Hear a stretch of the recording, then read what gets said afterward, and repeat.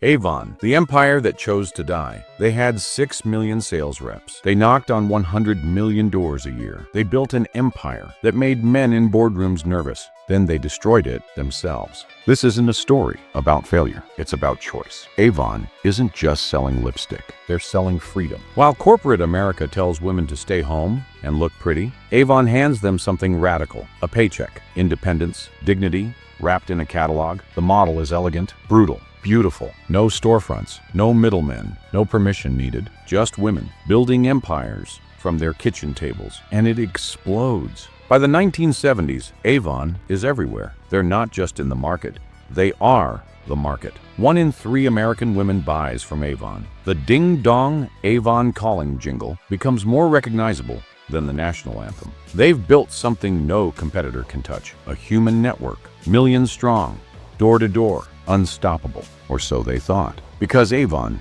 doesn't die in the dark. They die in broad daylight, watching it happen, unable to stop themselves. The 1970s bring a quiet revolution. Women flood into corporate jobs, real jobs, corner offices, career tracks that don't involve carrying product cases up apartment stairs. Time becomes the new currency, and nobody has it anymore.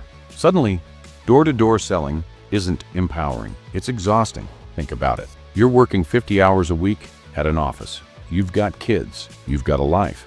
And someone wants you to spend your evenings knocking on strangers' doors, selling mascara for commission. The world has moved, and Avon stands still. Here's the moment everything breaks. Avon's executives see it coming. They're not stupid. They watch malls rise. They see drugstores stocking cosmetics. They feel the ground shifting beneath them, and they ask themselves a question. Not, how do we serve our customers better? Not, how do we survive the future? No, they ask, how do we protect our reps? Read that again. How do we protect our reps? And with that single question, Avon signs its own death warrant. Because here's the thing about business. Loyalty is beautiful until it becomes a cage. Avon's reps aren't just salespeople. They're the identity, the heart, the mythology. You can't just abandon them. They built this empire with their hands, their hustle, their belief. So leadership makes a choice. They choose the past over the future.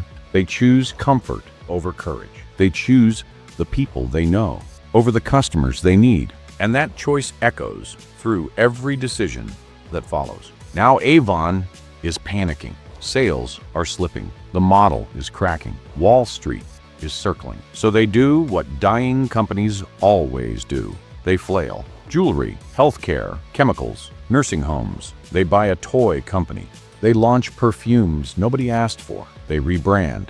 They reorganize. They restructure. It looks like ambition. It's actually terror. Because none of these moves answer the real question. What is Avon? Is it beauty?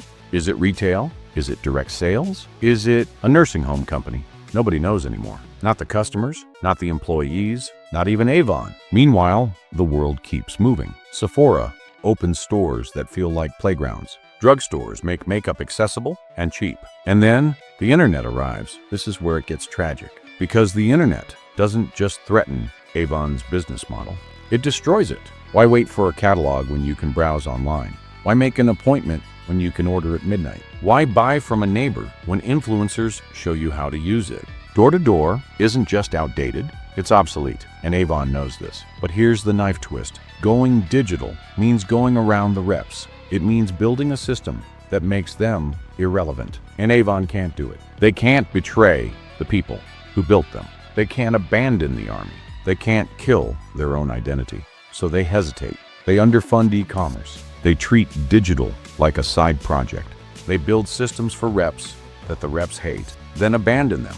Years pass. Hundreds of millions spent. Nothing changes. Other brands are learning TikTok. Avon is still printing catalogs. Other brands are partnering with influencers. Avon is managing commission disputes. Other brands are building the future. Avon is preserving the past. And the distance between them grows wider every single day. By 2010, the numbers tell a horror story. North American sales collapsing. Stock price in free fall. Debt crushing. So Avon does what desperate companies do. They shift focus. Latin America, Eastern Europe, Asia, growth anywhere but home. It works for a while, but it's not growth, it's camouflage. They're using international winds to hide domestic decay. They're treating symptoms while the disease spreads. Then the lawsuits hit. Talc, regulations, liabilities stacking up like bills you can't pay. And in 2024, the final collapse. Chapter 11, Bankruptcy. The empire that once had 6 million reps now has lawyers. Here's what kills me about this story. Avon didn't die because they were weak. They died because they were loyal. They loved their reps too much to save themselves. They respected their past too much to build a future. They chose tradition over survival. And that's the trap, isn't it? The things that made you great become the things that destroy you. Your strengths become chains. Your identity becomes a prison. This isn't just Avon. This is Blockbuster, choosing late fees over streaming. This is Kodak inventing digital cameras, then burying them. This is Sears refusing to believe in e-commerce. This is every company that ever said, but this is who we are.